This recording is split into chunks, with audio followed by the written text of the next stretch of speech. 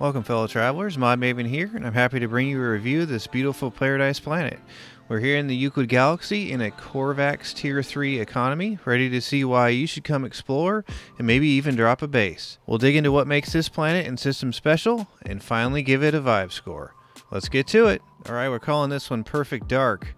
As you can see, we've got this awesome dark purple grass going on here, into some browns and reds, some violet sky that actually kind of puts a little bit of a purple cast down on that blackish purplish grass that really makes it look good. And then we've got a super nice pop with this really bright blue water here too, really looking good.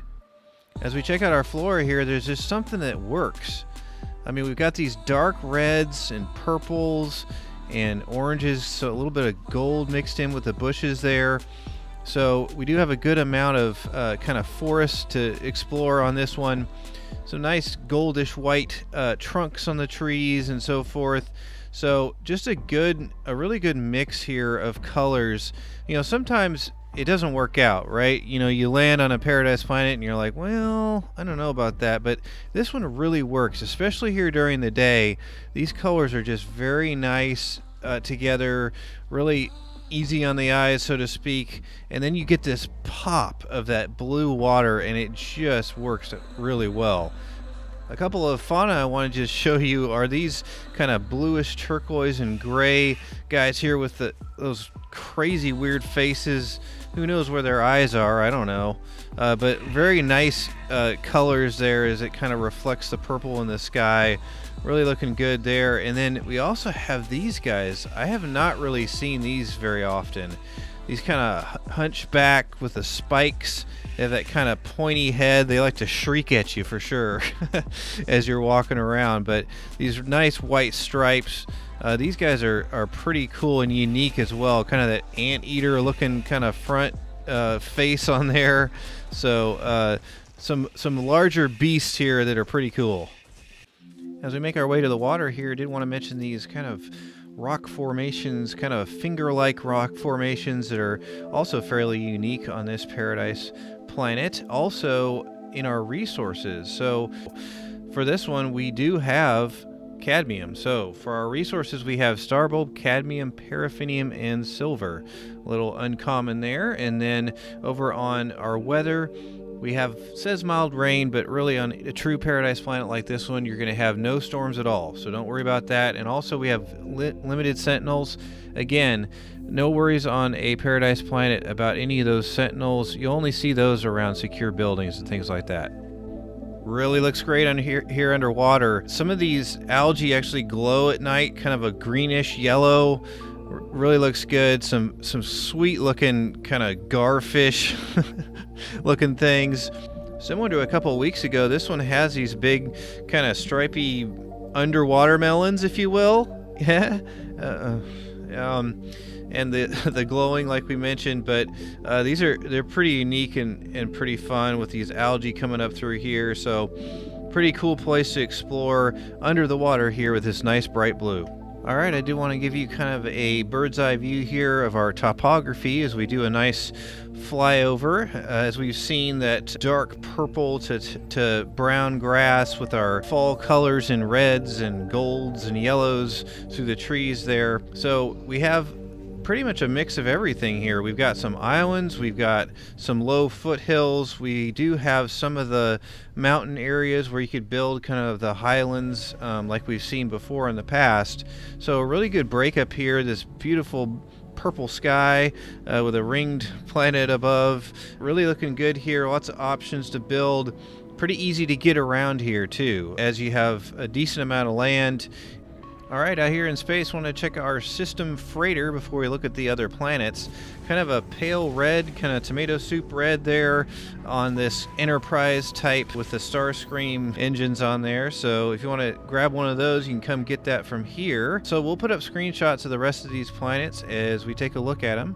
So we'll start here with this boiling planet. Now this one has high sentinel activity. Again, we have cadmium. So for this one, high sentinels, kind of a yellow and red palette. It does have the huge bulbs on the planet to check out if you haven't seen those before. And then moving on to a magma planet. Now this one is unique. This magma planet actually has ancient bones, and it has like yellowish green magma. Awesome lava if you want to build. Remember, you can build on top of lava. If you can get kind of close enough and build up to it, you can kind of like do some testing with, if you build a flat surface on there, you can kind of step out on there and see if you get heat damage, and you can build right on top of a volcano. Let's move on to this Forsaken planet. Now this one has low gravity and whispering eggs. Now those whispering eggs, you can go around and grab those, and because it's low gravity, you can kind of jump around and get to the different ones pretty easily, and those will refine down to nanites, 50 a piece. So it's a pretty good place to get some nanites. And then we have a spined moon. Now this is a fairly unique look to this one. This has some gravitino balls, rattle spines, and then kind of a violet and blue color palette. So since it's a moon, definitely has some cool views of a nearby planet for sure. Some pretty cool planets to round this one out.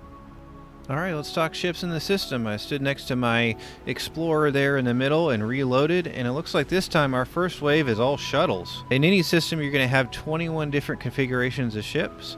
So for this one, since we're in a Corvax economy, we're going to have predominantly explorers. So the configurations of ships are things like the colors, the wings, the cockpit, things like that. So for this one, we're going to have 7 different explorers. I'll put up some screenshots as we talk about these. So we've got a yellow X-wing, we've got a base blue-white asymmetrical one that actually looks pretty good in bright blue.